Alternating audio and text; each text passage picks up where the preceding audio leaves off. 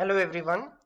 So in this video we'll be seeing the last topic of computer graphics series, which is surface rendering methods. The surface rendering method is also known as lighting or shading model. So first let us define what is an illumination, lighting or a shading model. So this illumination model is actually used to calculate the intensity of the reflected light from a surface, from a point on a surface, to be very specific. So why are we calculating the intensity?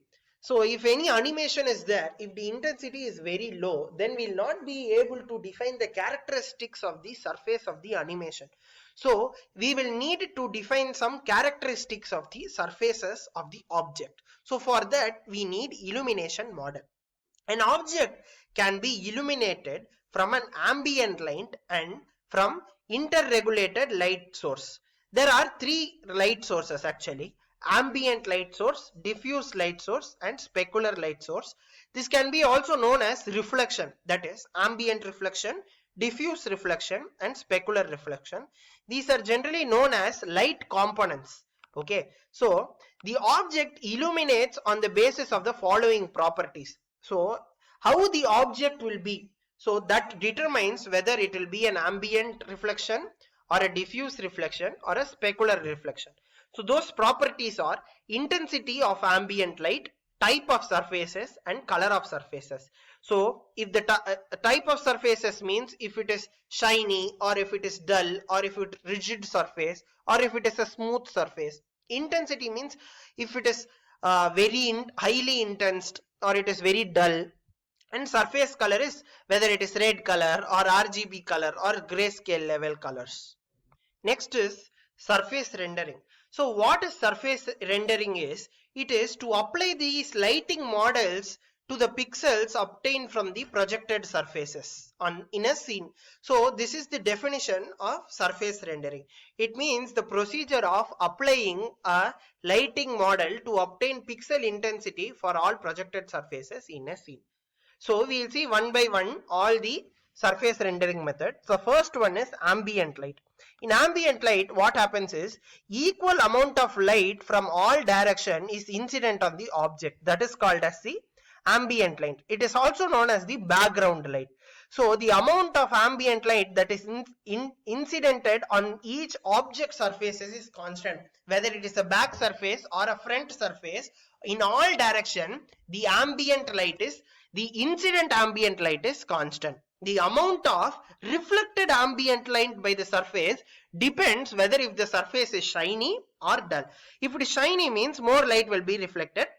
If it is dull, then less light will be reflected. So let us consider if IA is the ambient intensity parameter. This ambient intensity parameter is actually independent of surface orientation. By surface orientation, we mean that the side of the surface, whether it is back side, front side, or if it is in the right hand direction or left hand direction or the top side or the bottom side. Okay, so different surfaces may reflect different amount of light in ambient light. So you have to be very careful. The incident light is actually constant, but the reflected light may not be constant. The reflected light intensity is equal to Ka into Ia, where Ka is the percentage of light reflection of the object. Okay. Next is the diffuse reflection. If the light that is reflected is in all direction, then it is known as diffuse reflection. So this diffuse reflection is actually dependent on the light position, whether the light is positioned on the top or it is positioned on the bottom or it is positioned on the right or the left side. But in ambient we saw that it is not dependent on the light position, and everywhere light is incidented with the same constant intensity. But in diffuse it is dependent on the light position and it is independent of the viewing position. Diffuse surface, if it is either rough or grainy, or like a grainy means like clay and soil, equal brightness can be viewed in all direction. Okay. So this brightness is actually proportional to cos theta.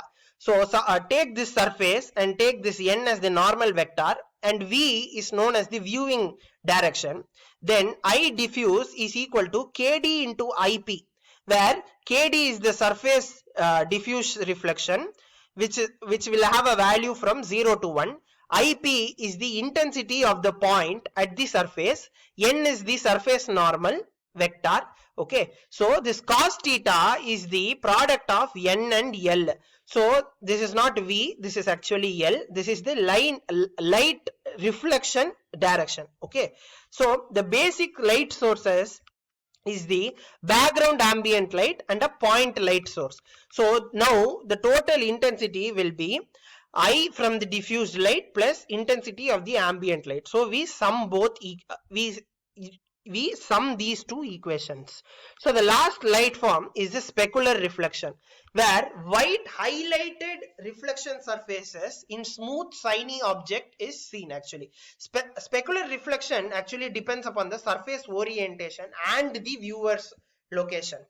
We can see specular reflection in metals and shiny objects, etc. So let R be the reflection vector, which is given here. Let this be the surface. Let N be the normal to the surface.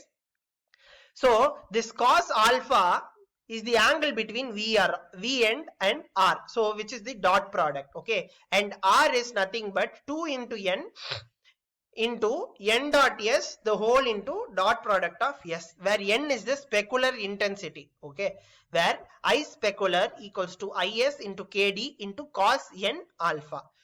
So totally now we have seen 3 reflection. So the total I, what will be given here, it has been hidden away actually, will be the sum of I specular, I diffused and I ambient. So the next topic what we are going to see is polygon rendering method. So this is basically shading. So there are 4 types of shading actually: flat shading, Gouraud shading, Phong shading and fast Phong shading. So the fast shading is actually a very simple method of rendering polygon surfaces with a constant intensified shading. Okay, so what it is done is the intensity at a single point is calculated, then all the pixels of the surface is displayed with the same intensity. The assumption that is made in this method is this method is only accurate for some of the objects. Only objects of polyhedra and not curved surfaces can be used with this method. Light sources is sufficiently far end, that is the object and the light source must be very far, that is also the viewing position must be very far enough. The next one what we are seeing is Gouraud shading. Here what happens is linear interpolation of intensity values across the surface. What is interpolation is the if this is a pixel, if this linearly word is a pixel and interpolating word is another pixel, the characteristics of this linearly pixel will depend will be directly proportional to the characteristics of the interpolating pixel. So what we do is, if we want to judge the characteristics of this pixel, this will take the characteristic value of these pixels. So the intensity values are matched with adjacent polygon surfaces, thus eliminating intensity discontinuity. Okay, so this is the formula of Gouraud shading. What happens is, first the average unit normal vector of each polygon vertices is decided, then the intensity value is calculated by illumination model which we saw and linearly interpolated using this formula.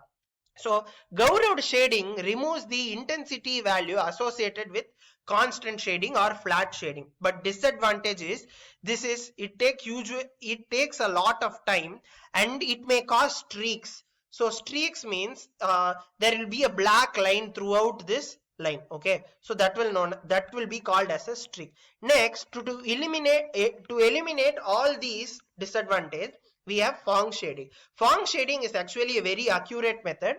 This also uses interpolation, but instead of instead of every normal vectors, instead of each vertices, it will take the whole surface as consideration. Okay, considering each and every surface point. Okay, this will produce more realistic highlights and greatly reduces the match band effect.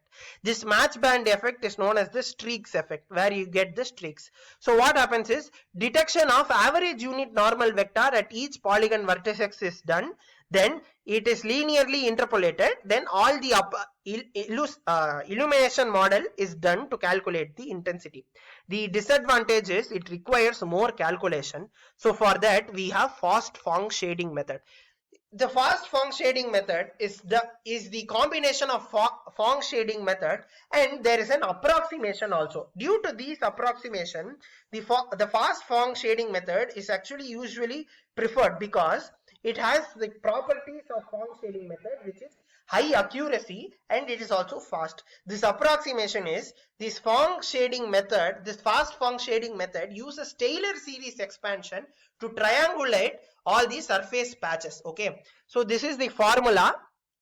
You need not remember this formula, where n is the normal vector. So I diffuse equals to L dot n divided by magnitude of L into magnitude of n. So this is the final formula. So the advantages is less calculation, but the disadvantage is it takes twice as time to render surface.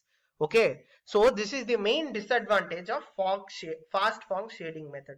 So guys, with this we have completed the lecture series on computer graphics. We have completed unit 4 also. So in this lecture series we saw what are the uses of computer graphics, applications, raster random scan display devices, many algorithms like line, ellipse, circle drawing algorithms, what are output primitives. In the second unit we saw completely about 2D transformation, 2D geometry. In the third unit we saw 3D transformation, 3D geometry. In the fourth unit we saw surface detection methods, surface rendering methods, and also what are animation, basic characteristics of animation.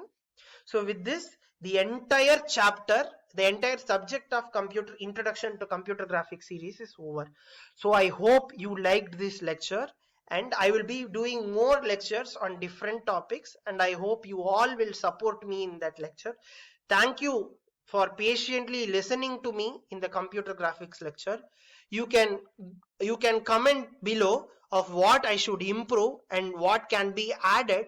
I can also get suggestions for what subject you need me to prepare lectures. I hope to see you all in the next subject. Thank you guys. Thank you so much.